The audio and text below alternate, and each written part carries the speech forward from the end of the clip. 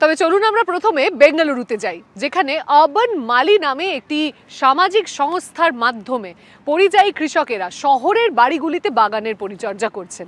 কৃষকদের হাতের দক্ষতার জুড়ি মেলা ভার, তার কারণ শহুরে বাসিন্দাদের হাতে সেই সবুজ জাদুকাঠি থাকে না।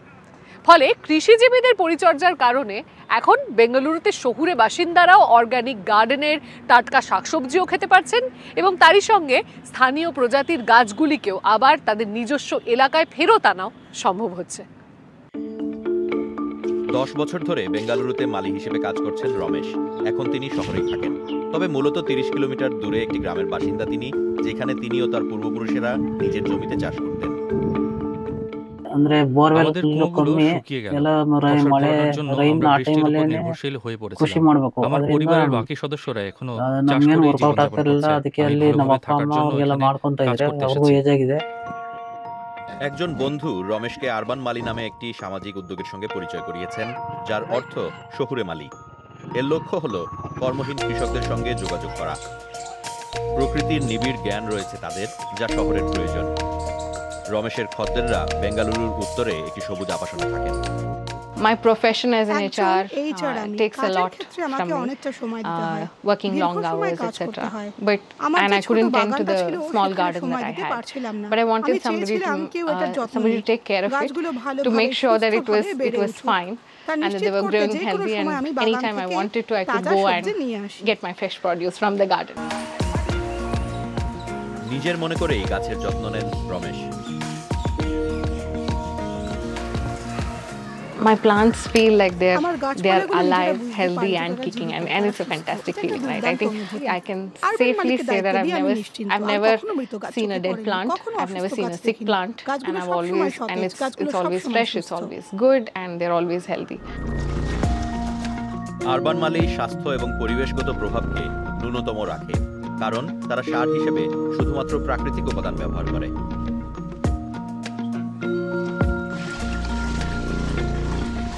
ಮ್ಯಾಮ್ ಸಿಟಿನಲ್ಲಿ ನಾವು ಕೆಮಿಕಲ್ ಉಪಯೋಗಿಸಲ್ಲ, বরং ಜೀವಾಮೃತ জৈব সার ব্যবহার করি, যাকে আমরা জীবামৃত এবং পঞ্চগব্য বলে থাকি। ವಿಲೇಜ್ ಅಲ್ಲಿ জমিতে যে রাসায়নিক ব্যবহার করতাম ಕೆಮಿಕಲ್ ಆಗ್ತಾ ಇದೆ, ತುಂಬಾ ಡೇಂಜರ್, ಎಲ್ಲ ಬಬ್ಬೆ আমার ত্বকে ফোসকা পড়ছিল, ತುಂಬಾ ಆಸ್ಮಾ, তারা এমনকি হাঁপানি তৈরি করে। ಆಸ್ಮಾ ಇರೋರಿಗೆಲ್ಲ ತುಂಬಾ আমাদের বাগানে মূলত সবকিছুর জন্য জীবামৃত ব্যবহার করি। ತರಕಾರಿ ಗಾರ್ಡನ್ಗಾಗ್ಲಿ ಒಂದು ಫ್ರೂಟ್ಗಾಗ್ಲಿ ನಾವು ಜೀವಾಮೃತನೇ ಜಾಸ್ತಿ। আরবান মালির কর্মীরা বেঙ্গালুরু জুড়ে প্রায় 1000 বাগান রক্ষণাবেক্ষণে সহায়তা করেছেন। এটা সহজ ছিল না। একটা বাগান কেমন হওয়া উচিত সেই সম্পর্কে চ্যালেঞ্জ ছিল। বাসিন্দারা স্বাস্থ্য এবং পরিবেশের চেয়ে নান্দনিকতাকে অগ্রাধিকার দেন। দেশি প্রজাতির তুলনায় বিদেশি প্রজাতির গাছ বেড়ে গিয়েছে। আরবান মালির প্রতিষ্ঠাতা স্থানীয় বাগানগুলোকে জনপ্রিয় করতে উদ্যোগী হয়েছেন। If you look at our grandmother's time and the gardens that they used, they were all native, desi varieties of plants. They were plants that are used for a cough and cold or a fever or something that makes a delicious fresh. But these are plants that are used to the climate or the environment that they grow. If you didn't water these plants for 3 days, they still know how to grow well and survive. Some of the native plants that can easily be grown in your garden are, of course, tulsi, everybody's favorite and such an auspicious plant. Ajwain is another plant, very good for coughs and colds again. In the flowering plants, hibiscus is one of our native varieties. 2018 সালে বেঙ্গালুরু শহরের কেন্দ্র থেকে এর উত্তর প্রান্ত পর্যন্ত এলাকা বরাবর 1000-এরও বেশি গাছ নিয়ে একটি সমীক্ষা করা হয়। তবে সেখানে বেড়ে ওঠা 93টি প্রজাতির অর্ধেকেরও বেশি বহিরাগত। Many of the plants that were brought in for horticultural purposes have also turned out to be invasive plants. Invasive plants are plants that grow so well and spread so much in this new environment that they start eating out all the native flora. That's a problem because this native flora attracts the butterflies, the birds, the bees that are native to this habitat that these invasive plants are growing in. Foundation for the revitalization of local health tradition হলো একটি সংস্থা যার লক্ষ্য দেশীয় ঔষধি গাছের ব্যবহারের পুনরুজ্জীবন ঘটানো। বন্দনা তার গ্রাহকদের জন্য গাছের প্রজাতি বাছাই করতে প্রায়ই নার্সারিতে যান।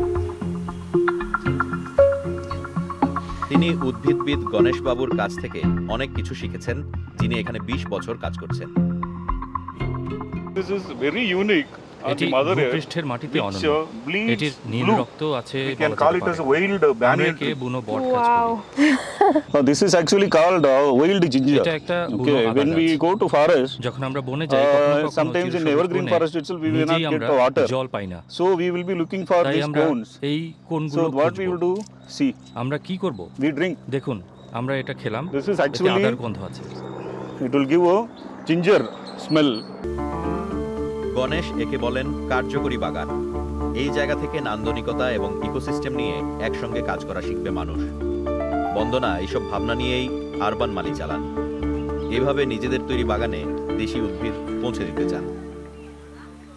ಇದರಲ್ಲಂದ್ರೆ ನಾವೇ ಒಂಥರ ಡಾಕ್ಟರ್ ತರ ಕೆಲಸ ಮಾಡ್ತೀವಿ, ನಮ್ಗೆ ಗೊತ್ತಿರೋ ಗಿಡದ ಬಗ್ಗೆ ಎಲ್ಲ ಗೊತ್ತಿರೋದಕ್ಕೆ ನಮ್ಗೆ ಈ ಕೆಲಸ ಈಸಿ ಆಗುತ್ತೆ। বাগানের কাজ বলতে এখানে আমরা ডাক্তারদের মতো। এই কাজ আমার কাছে সহজ, কাজের সময়সীমা ঠিকঠাক। আমি সত্যি এই কাজ পছন্দ করি।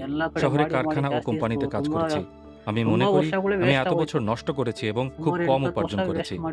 এখন আমি কঠোর পরিশ্রম করি, আমি আমার পরিবারকে সাহায্য করতে পারি। ಇದರಲ್ಲಿ ಇವಾಗ ಪರವಾಗಿಲ್ಲ, ದುಡಿತಾನೆ ಇದೀವಿ। জলবায়ু পরিবর্তনে ক্ষতিগ্রস্ত কৃষকদের জন্য এটি একটি চাকরি খোঁজার রাস্তা। গ্রাম ও শহর উভয়ের বাসিন্দাদের জন্যই এটি লাভজনক।